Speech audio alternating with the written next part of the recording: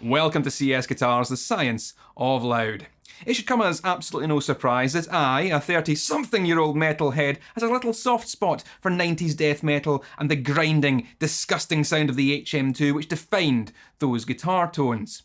I looked extensively at the HM-2 when Boss brought out their updated Waza version, so if you want to know all about the circuit and what it's doing, then there's a video dedicated to that already on the channel. As much as I love the HM-2, anyone who's worked with one in a studio recording context knows that it can sometimes be tricky to get it sitting comfortably in a mix, usually due to its excessive low end. That's where the Swedish Steel from Electric Eye Audio comes in. This is an HM-2 designed to make studio tracking easy. The HM-2 can be difficult to work with. Yes, that grinding upper mid-range is an appealing part of the sound, but that enormous low-frequency chunk, which sounds pretty cool on its own, can make a mess of a mix. Many have tried to use tube screamers and EQs in conjunction with the HM-2 to try and focus down and tame that sound to make it more mix appropriate. And Electric Eye Audio have said, why don't we just put that whole signal chain process in one single pedal? With the boost switch off, this behaves just like an HM-2, but with the mid and high filters separated out, something I found actually quite useful for backing down some of that high-end fizziness while retaining the mid-range grind. Engaging the mini toggle switch brings in these two grey knobs, tight and boost, an EQ and overdrive circuit respectively, which changes the sonic focus of the pedal, tightening up that low end as opposed to the wider, boomier response of the original effect. We can see this sonic reshaping in action on the scope.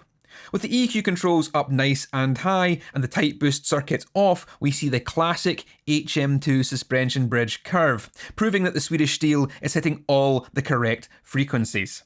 Engaging the tight boost, we see much steeper attenuation at either end of the spectrum.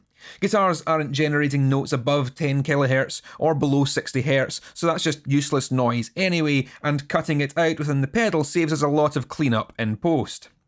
But what does it look like with a less drastic EQ curve?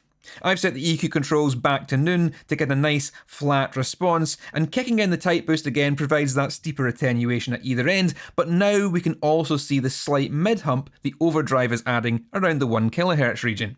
So really, all of this could be done with a tube screamer and some aggressive EQ filtering, but having the circuit integrated saves time by giving a sound that's pretty much mix ready before it even hits your DAW. As this is designed to be used in a mix, I'm going to throw you a mixed example right away. What you're going to hear is a bit of a riff salad that I wasn't quite inspired enough to transform into a full Antorbital Fenestra track, I'm sure much to the disappointment of many in the CSGuitars Discord. The backing guitar here is the standard TS9 into PV6505 style sound, and the main guitar is a crunchy Marshall being hammered by the Swedish Steel, an excellent way to get all that ferocity from the sound without overpowering the track.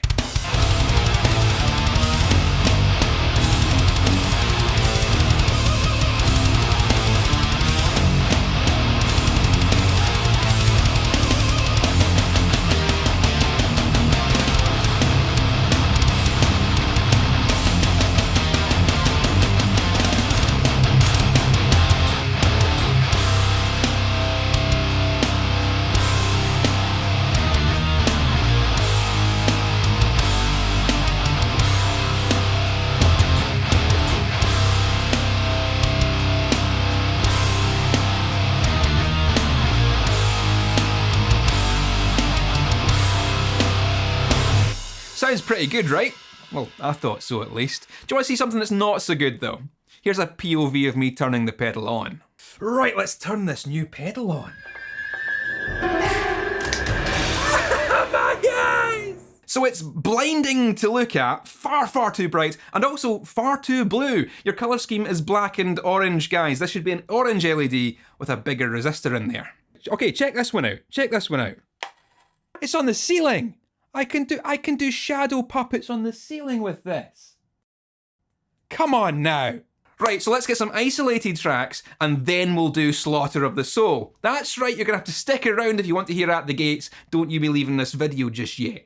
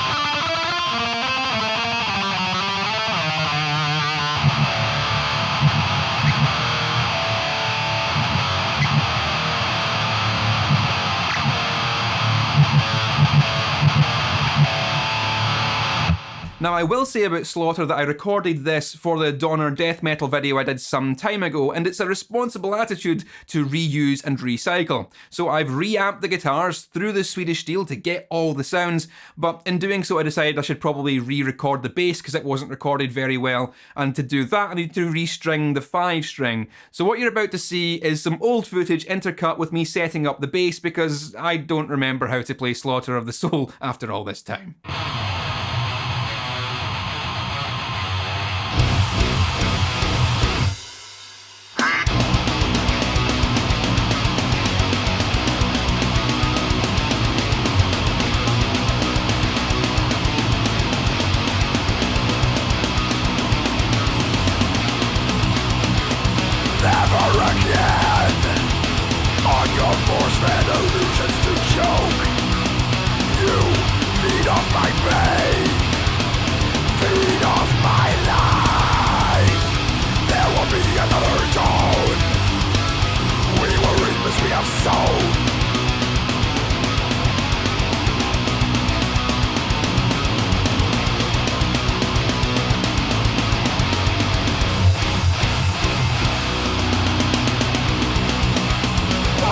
The same. These tired eyes have seen enough of all your lies. My hate is blind. There will be another dawn. We will reap as we have sown.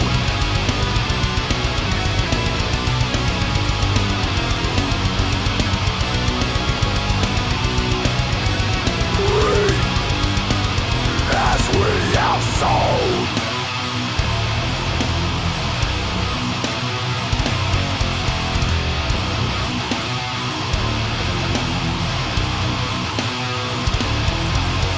Slaughter of the soul, suicidal final act.